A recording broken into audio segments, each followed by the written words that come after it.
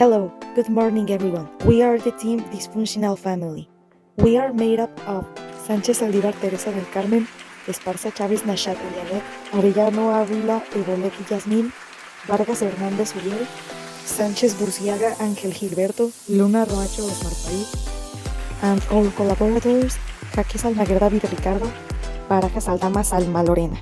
We come to talk to you about the topic of biology. But first, what is biology? Let me help you. Biology is the science that studies life and living organisms, covering their origin, evolution, structure, functions, growth, reproduction and relationships with the environment. It is a broad discipline that is subdivided into various branches, such as zoology, animals, botany, plants, microbiology, microorganisms, genetics, inheritance, ecology, interactions between organisms and their environment, among others. Biology seeks to understand how living beings function at all levels, from molecules and cells to ecosystems and the biosphere as a whole. It is essential to address global problems such as climate change, species conservation, diseases and food production. Hello, my name is Jasmine Arellano and I'm going to talk about energy flows. Wait, let's first introduce the topic. First, we will explore the fascinating world of energy flows in biology. The main goal is to understand how energy moves through different levels of organisms within ecosystems.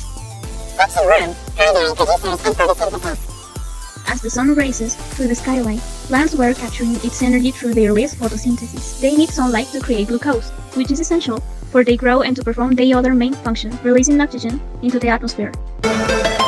Section 2. Primary consumers and herbivory. Then, primary consumers or herbivores, like rabbits and deers, who dare take energy resources from the producers. Thus, primary consumers were transferring the energy stored in the plant to the next level of the food chain. This energy transfer is crucial because it supports the survival of higher level consumers. Section 3. Secondary consumers and carnivory. Next, carnivores, such as wolves and eagles, prey on the primary consumers. As they were doing this, they are getting the energy they need for their survival. Without the primary consumers, secondary consumers will not have the energy resources they need. Section 4. Tertiary consumers and apex predators. These are the top predators, like lions and sharks, who hunt off other carnivores. They act as a tertiary consumers. These apex predators play a key role in maintaining the balance within ecosystems. We think their existence is crucial because they control the population of secondary consumers. Section 5. Decomposers and nutrient recycling. Finally, decomposers, like fungi and bacteria, whose function is to break down dead organisms. As they were doing this, they were releasing nutrients back into the ecosystems. This recycling process is vital because it provides the nutrients needed for primary producers to thrive once again, thus repeating the cycle. Hi, my name is Luna Roacho Esmarpaí, and my topic is about food chains and food webs. First, let's talk about food chains. A food chain shows how energy moves from one organism to another. It starts with plants, which are producers. For example, plants are eaten by herbivores, like rabbits, and those rabbits are eaten by carnivores, like foxes. While this happens, the energy is passed. For example, from the flower to the giraffe and to this dog. Then we have food web. A food web connects many food chains. For example, a lion may eat a zebra, but it could also eat smaller animals like rabbits or bears. While this is going on, those rabbits can also be eaten by other predators, like wolves. As you can see, animals are part of many different food chains at the same time, and that's what makes a food web. When this all happens, decomposers like fungi and bacteria break down dead plants and animals. Then they recycle nutrients back into the soil and the earth. This heals plants grow again and keeps the cycle going. Before plants take up these nutrients, the process of recycling continues. Finally, food webs are important for maintaining balance in ecosystems. Because everything in a food web is connected, if one part of the web is disrupted, it can affect everything else. For example, if a species goes extinct, the whole web can collapse. That's why we need to protect every part of nature. Subscribe. Hello, my name is Esparza Chávez, and my theme is interaction between species. In biology, species interact with each other in ecosystems, forming complex relationships that affect their survival. These interactions can be classified into different types, such as predation, mutualism, commensalism, competition, and parasitism. Predation. Predation occurs when one species hunts and consumes another for food. For example, While the lion was chasing the zebra, the other animals were hiding. As predators hunt, prey species develop ways to defend themselves. First, the predator observes its prey. Then, it waits for the right moment to attack. Mutualism. Mutualism is when two species benefit from their interaction. For instance, bees collect nectar from flowers, and the flowers get pollinated. Both species work together because they need each other to survive. First, the bee lands on the flower. Then, it gathers nectar while pollinating the flower. Commensalism. In commensalism, one species benefits while the other is not significantly affected. For example, when birds build nests on trees, the trees are not harmed. The birds feel safe, but the tree neither gains nor loses anything. Competition.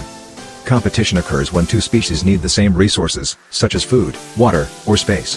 For instance, two bird species were competing for the same nesting spot while a squirrel was searching for food nearby. They compete because resources are limited. First, one species tries to establish dominance. Next, the other might migrate to a new location. Parasitism. Parasitism happens when one species benefits at the expense of another. As the tick was feeding on the deer was losing energy. The parasite survives because it needs a host to provide nutrients. Systems of interactions. Species interaction maintain balance in ecosystems. For example, predators keep prey populations in check, and mutualism ensures the survival of species like pollinators and plants. Hello, my name is Uriel Vargas Hernandez, and my topic is genetic inheritance. Genetic inheritance is the process by which genetic traits are passed from one generation to the next through DNA.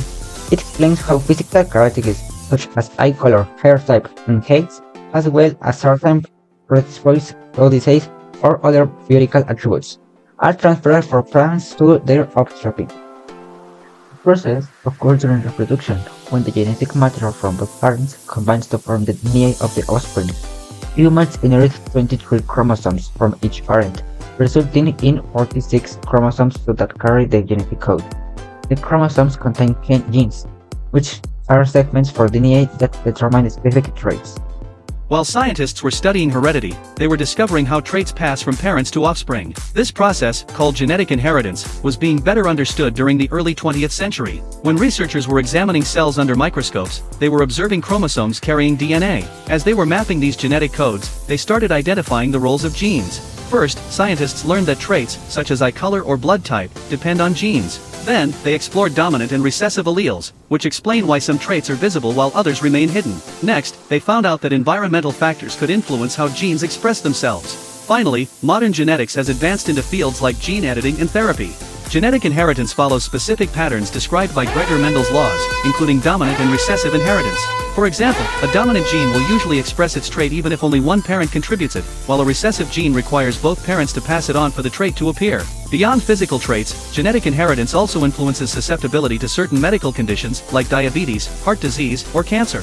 However, environmental factors and lifestyle choices also interact with genetics to shape an individual's overall health and development. In conclusion, the flow of energy is essential for understanding ecosystem dynamics. Dynamics such as food chains and food webs through which we can observe of energy is transference from producers to consumers and decomposers. These processes highlight the importance of every species in maintaining ecological balance, since it is learning about the interaction between animals was like Montoni's competition on relation, not only with the pen or knowledge of biology but also help with approaches and projects the environment, ensuring its sustainability and survivability for the future generation and the future of humanity. For our investigation were the following. The book, Biology Pearson Education, by Campbell N. A. The book, Ecology and Field Biology, by Smith T. M. The article Energy Flow in Ecosystems, retrieved from National Geographic website. The article, Food Chains and Webs, retrieved from the BBC's website. The article, Introduction to Ecology, retrieved from the UNAM's website. More life, that was all from me and my team. Like and subscribe to reach 10 subscribers and slowly reach Mr. Beast. Wash your feet. Bye.